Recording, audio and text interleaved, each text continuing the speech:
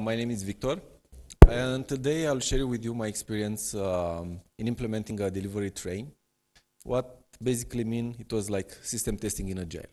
But being the last presentation before the closing note, I would like to make it a little bit different. So don't wait till the end to put the questions. So if you have any questions during the presentation, just raise your hand and the mic will reach to you. So please ask me.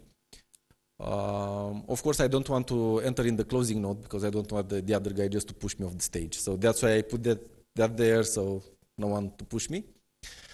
So anyhow, coming back. Questions, ask, no problem. We'll dig into details. Coming back to the presentation, I'm more classical, so I will have an agenda. I'll present you what happened, what was the context. So why did we need to have this kind of solution? What was the magic solution? Okay, we have some magic there. The plan, the implementations, the failures. Very important, the failures and what we have learned from them. And what is today's status. So, the context.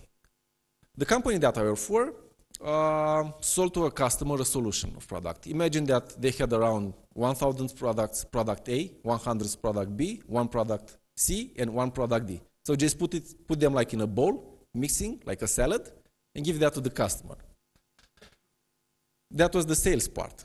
On the R&D part, on the development part, we were not aware that the solution is sold to the customer directly. So we didn't do any tests like interop test, one-to-one testing, or we didn't do any tests like one-to-N or many-to-many test. And because of that, the solution had a lot of bugs. It was a really buggy solution, customers were not happy, and when the customer is not happy, they don't buy. They don't buy upgrades, they don't buy other versions, so they remain on the old technologies, and of course, the company lost money and a lot of credibility.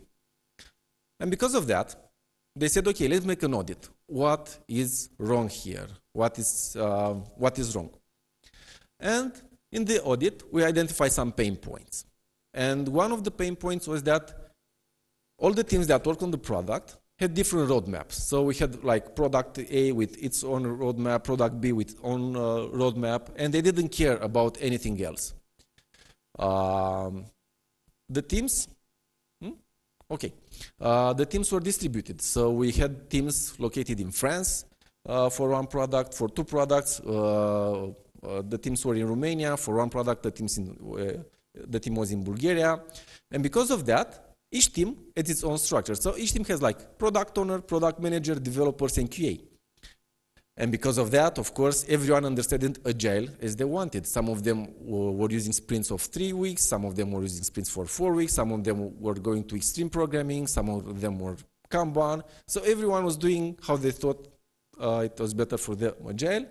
And because of that, we use the tools differently, even the same tools. So for example, for the backlog management, some teams use version 1, some teams use Jira, and if you have two teams that were using Jira, some of them use Epic, some of them use components, so everything was a mess. So it was really, really hard to take a global picture of the solution that was sold to the customer from the product side, and very difficult to align everyone around that. Okay, so what shall we do about that? In this situation, we thought about, okay, let's find a solution, a magic solution. What does it take for the solution to be magic instead of the magic? So we needed a solution which was cheap. We needed a solution which was fast to implement it. We needed a solution which was easy to understand, easy to maintain, and we realized that the magic solution didn't exist. So we didn't have any magic solution. And we thought we need to think about a solution. I don't know if you remember the presentation before, just before, where it was a picture with the guy saying, let's automate and let's break silos. Okay, I was that guy. So at some point we decided to create a solution that we needed to automate what is on the customer side. Okay, but the solution had to respond to some features. So one of them, the solution should be able to manage continuously any deliveries or any alteration. It means that if we had a new service pack, if we had a new release of the project, we needed to push it directly to the solution. And that means that we should have a clear chain of validation. So coming back to the CI. Sometimes teams, because there are some more teams working on the same product, they do a lot of overlapping testing. So we didn't have one team that was doing that and that. Some of the times they overlapped. So we need to solve this issue. Also, we should move the focus from the product side to the solution side, because at some point the solution was sold to the customer, not the product. And of course, to manage risk. Here at the manage risks, basically we need to fail fast. What happened? When you have the really blocking situation and reach to the customer, except that you lose money and credibility, it takes a long time to solve that issue. So you need to fail fast. And for us, it meant to find the bugs in the development phase or in the testing phase. So for that, we need to be more agile.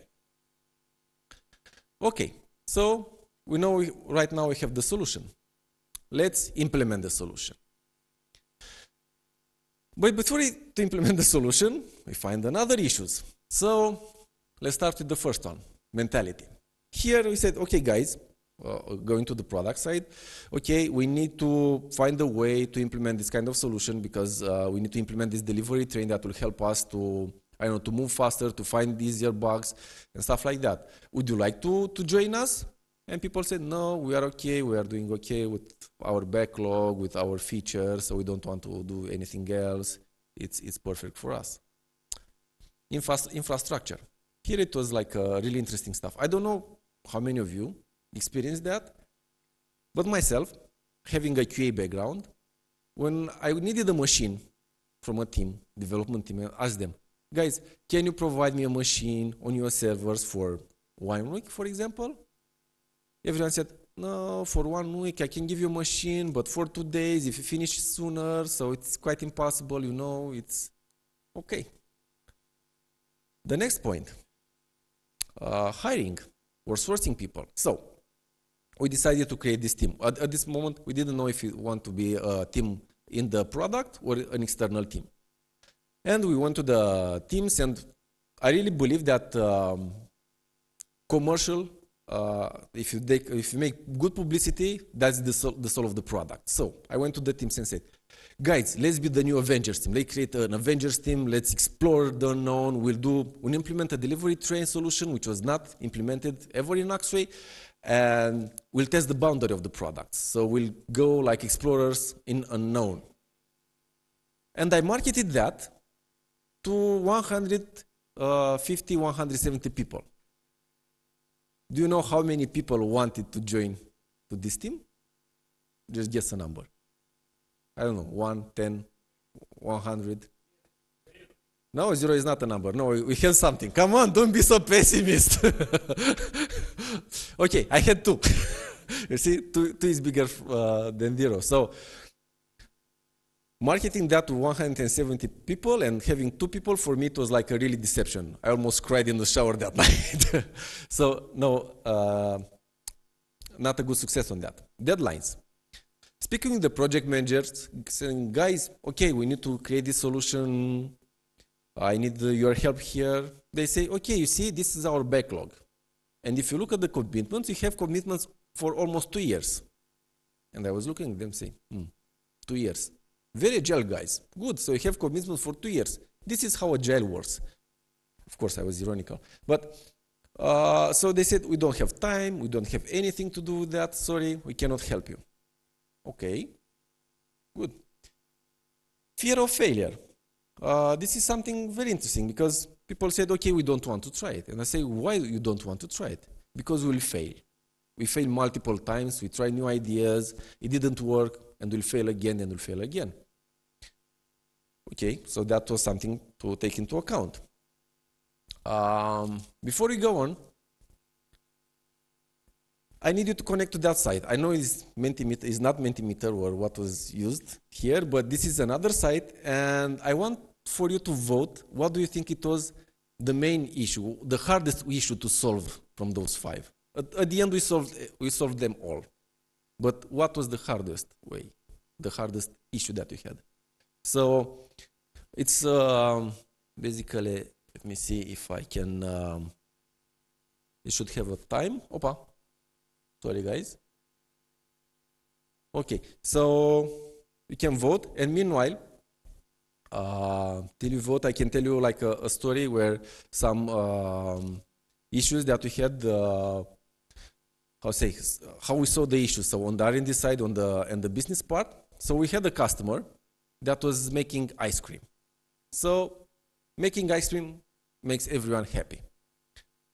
And that customer uploaded, after the ice cream was ready, uploaded the order in its system, and the order went directly to the logistic company to send the truck to pick up the ice cream. And because of a system failure, that order was sent, but was not marked as sent or deleted from that point. And because of that, not one truck came for the order. There were around 10 or 12 trucks coming. So imagine the impact of changing a state in a product. What was the real impact? So instead of having one truck, they have 12 trucks coming there to take the same ice cream, which was not necessarily a good point for us. Regarding this, I think it's better if you connect directly to the link if it's not working. So this is, for me, this is, have you tried?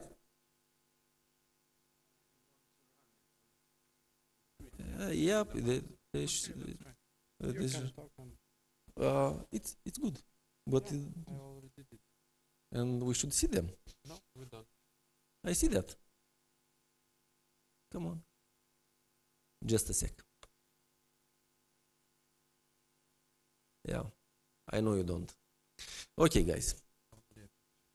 It's not a picture. It's just you need a different PowerPoint.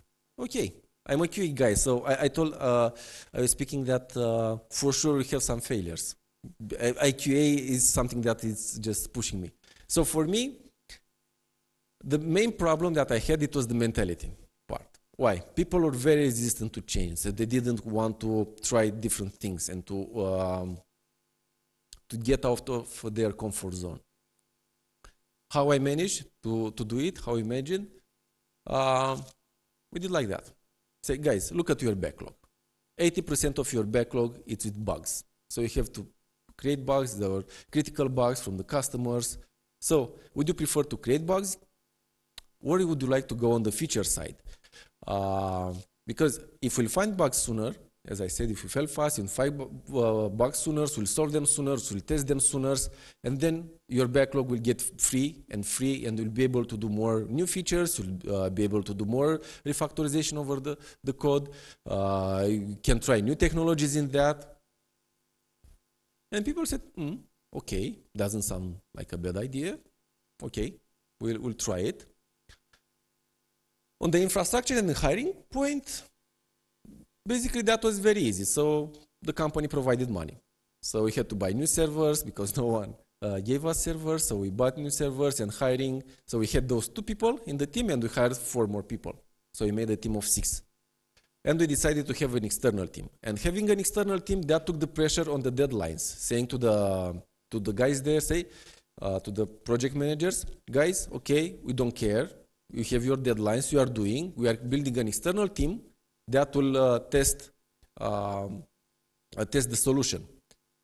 And with the team that I created, we say, okay, we replace the fear of failure, we replace fear with persevere. So we reiterate again. So at some point we did like retrospectives every 2 weeks, just to see exactly where we are in the situation, what we need to improve, and what's going wrong on that. Having 2 weeks, it was a little bit extreme because people said, okay, there are a lot of meetings, but we needed them because we find a lot of brokers. Okay, so we had the plan, we had the solution, we had the plan, and right now let's jump into the implementation. And the implementation started, of course, with Milestone 1. What was the idea of the Milestone 1? So the idea in the Milestone 1 was to get the train moving, just to start it, just to see that we can do the solution on our environment, to replicate the customer solution. And for that, we made like a work group with the product owners and decide the content of the first use case that we'll test. And then with the team, we did everything manually. What does it mean? So every Monday, we decide that every Monday we'll take from Artifactory, from the release point, we'll take the version. We'll create the machines, the virtual machines manually. We install it manually. We configure them manually. We run some tests manually. Then we run one-to-one tests. Then we run one-to-n tests. It just was like Sisyphic work. We said that we'll do that every Monday. No, it didn't work. We did it once per month, and not even it was enough. But the goal wasn't to be fast. The goal was to get the train moving. So we finished milestone 1. We were happy. Then we moved to milestone 2. The idea of the milestone 2, say, okay, milestone 1 is okay, so we have the scenario, it's working, it's good. So right now we need to automate the train. So coming back to that picture, you know, with the guy automate everything, okay, that was our mentality. And we discovered Jenkins. And Jenkins really helped us because with him and configured the CA part, he extracted automatically the releases from those points. Then he installed virtual machine. He configured everything. We automated the test. He took the test from repository and put that. But milestone 2 was not so easy. Here, milestone 2 represented the heart and the core of delivery train because here we automated everything. The main issue here it was that it was taking too much time to do it. Because we had to build layers over layers in order to align all the products. And I said, I don't know if you remember at the beginning, I said that each product had a different roadmap. And to give you an example, and work differently also. To give you an example, the start command of the product was very different for each product. So for one product was start copilot. From other product was start simple. For the other product was run. So at some point you had to build a layer in order to align everything, and we call it them toolboxes. Then people were asking us, come on guys, I want to see something here. I say, okay, I cannot show you anything because we cannot do it right now. So this was a really hard period. But after we managed to do it, after we managed to implement milestone 2 and automate the first use case, because that was the focus on milestone 2, people started to change. People started to see the value because in the milestone 2, we just found a lot of blocking bugs. It means that people were seeing the bugs, and the product said, okay, guys, I see that you found the bug in the solution that we're not able to find it by ourselves. And it really helped us. So we did it, we solved it, please check it up with the train. So we check it with the train every week. And then we started just for the train to make it move faster. So right now, the train runs every night. We have a lot of features developed in it, so a lot more use cases. We improved the technology, so we moved from SVN to Git. We changed virtual machines to Docker. Because on the infrastructure part, by adding more and more machines and more use cases, we needed more space. And virtual machine was not enough for us, so we had to move to Docker. And another nice thing, it was that we linked Jenkins to Jira and raises automatically issues. So imagine that you are coming in the morning at the office, you open your email before you are drinking your coffee and see, job failed, you have an issue. So, okay, that was a bit extreme, but we really liked how it ended. Okay, so that's milestone 3. We needed to manage risk and provide visibility. So this is an actual dashboard that we are using right now. It's not green because 90% of the time the train is red. And it's not green because there are some issues which are not blocking for the customer. By increasing the content, so some major and minor issues appeared, and just the teams are just postponing their validation. So this is something that we are working on at this moment. So this really helps us. So if we have like a product owner coming to us or a sales guy saying, okay guys, I want to sell these products, this version of the products, are they working together? Are they compatible in that salad bowl? that I was selling at the beginning. Say, okay, look at this dashboard. We have a historic page. You can check there if everything is working or not. Or we have this issue. Can you check if these issues are blocking for you or not? So this is today's status. What happened with the dashboard? So with the delivery train at this moment, the delivery train is like a mature solution. It's working. And right now we are, implementing another solution from this delivery train, but it's a more technical solution to test all the protocols in it. Good. Instead of conclusion, wow. We needed to get support from managers. At the beginning, managers sometimes could become a blocker or a facilitator. So that was the main part. So we needed to get support from managers to support the idea, to see the value of the value of the solution of the delivery train, to find easily the bugs. But they were the easiest people to convince, saying, okay, less bugs, more money. The most, let's say, reluctant to change, the resistance to change was on the R&D side. R&D didn't want to change. So that was really difficult to talk to the people and say, come on guys, let's help us to make your life easier. So that was really, really interesting and hard to do it. It was long, a very long journey. At some point we decided that we thought it will take 1 year to implement all these 3 milestones, but it took us 3 to 4 years to finish it. And people were getting anxious. They didn't see directly the value of it. So it was really hard to do it. We had to gain a lot of knowledge on new tools, and we had to gain knowledge on Jenkins. We didn't know. We had some Java knowledge behind. We had to get knowledge on JavaScript. We had to get knowledge on Docker, on virtual machine, and configure servers. So there is a lot of knowledge. So the peak of learning was really, really high. But one of the greatest accomplishments is that after we implemented that, we've seen that, so after at the end of the milestone 2, let's say, it was a decrease with almost 60% of the blockers on the customer side. So people just saw the value. Between milestone 2 and milestone 3, people were, product owners especially, saw the value of that. Say, okay, guys, indeed, that's a really, really good job, what you are doing. Okay. I don't know about you, but for me it's end, so it's time to drink champagne and dance on the table. Maybe later, not today, I don't know about you. So, thanks a lot. If you have any questions.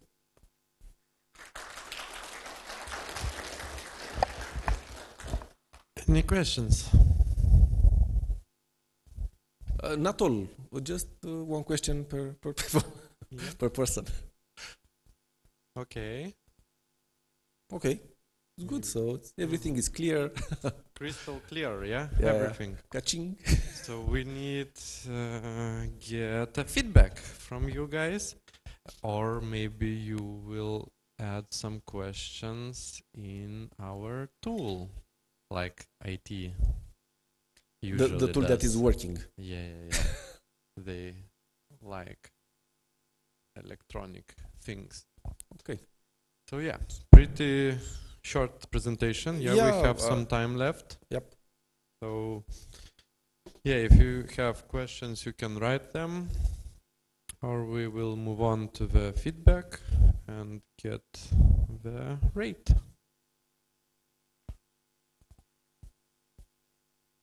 So I have a question from team perspective. How many teams did you have in common in company, and how scaled was this solution? So in this solution, actually has more divided, let's say, the teams, but there are 2 big solutions. So we were focused only one solution, big solution, and there were around 6 to 7 projects involved in that.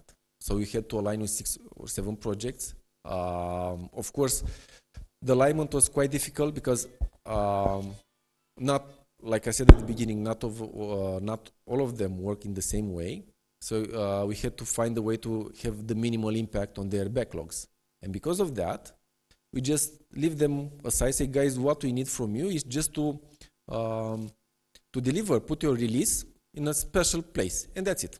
We don't care about it, and to have releases, because from one of the teams used snapshots instead of releases, which was not helping us. So the alignment of the team was easy, and how to say, having an external team doing all the effort and not pushing anything in their backlogs, was very easy to manage from their perspective. If it's scalable, if you have 6 or 7 products or 8 products, yes. But it's better to have like a very good architecture from the beginning, not to reach in this situation. This basically, it was like an adaptation for us to have the solution working, because we didn't have time or money to invest in rebuilding everything from scratch. We have one question. Yep. Good. Why do you think? So here, it took us a lot of time, mainly because we didn't knew the technologies that we are working on. So we had to gain a lot of knowledge on Jenkins, especially Jenkins, and working with the virtual machines. And at some point during this process, we lost the support of the managers. Some teams, some managers didn't support us anymore because they didn't saw the real value, and they say, okay, we are wasting money in a solution that we don't see. And because of that, we didn't have access to, let's say, new machines or faster machines or help of the others. So these two just combine in this long time of implementing the solution. And it was what's quite complex.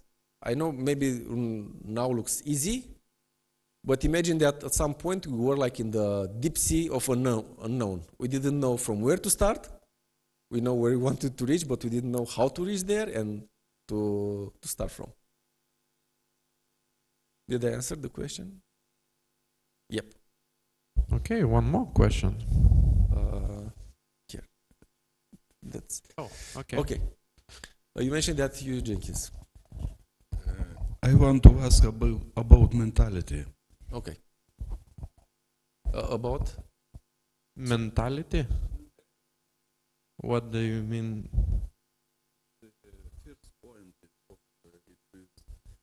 Okay, first point from your presentation, a plan mentality thing.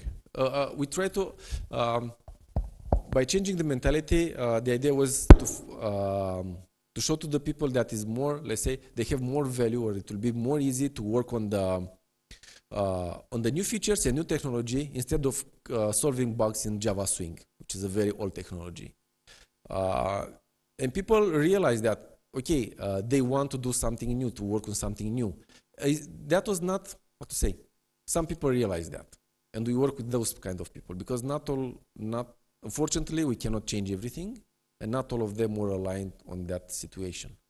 So for me, it was hard because I wanted to, to promote this change to the most of the teams, but I didn't succeed. So that's why we created also the separate team to handle all of this, because the mentality from the peoples, from the teams, existing teams, were really difficult to change.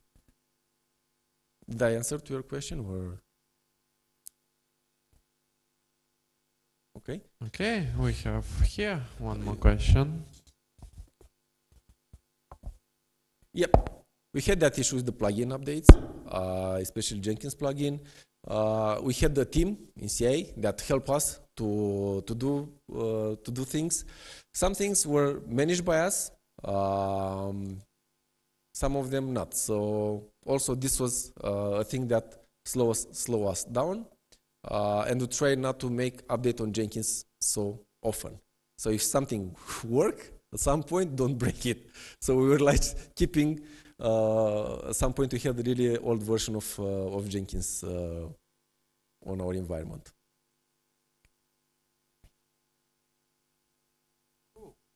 One more. Yeah. Okay, in the team, I have 2 profiles, let's say. I have 4 developers and 2 test analysts at some point. The role of the test analyst is more like business analyst, so they can see the whole picture, the whole solution, how the solution works, and they create the test scenarios that will be pushed into the train, and also they validate those test scenarios with the product owners of each product. And then the dev guys, they are doing like universal soldier, like DevOps, developing test cases, making sure that everything it's online. So these are the two profiles that I have in my team. Okay. I think we have questions. It's Yep. IT people, Good. yeah? Yeah. They like to write. Good. Very good question. At the beginning, they were the products, which was like really stopping us down. After that, having the test analyst, we just decided they were the guys basically that created the backlog and drive. So we had the test analyst looking there, seeing exactly what kind of scenarios we should implement it, and then estimate it. Cool. One more question. How often deployment was? Okay. Right now, deployment is every night. So every night, no matter if they are new release or not on the Artifactory, we take those releases and run. So basically, it reached every night. So it will be easier if. So why we chosen this solution to run it every night? Because for us, it's easier if we don't screw up the release lifecycle of the products and say, okay, guys, when you have a new release, just drop it there. We'll take it from there, and we can have almost like an instant, result on that release the next day. So right now we are doing every night. Cool.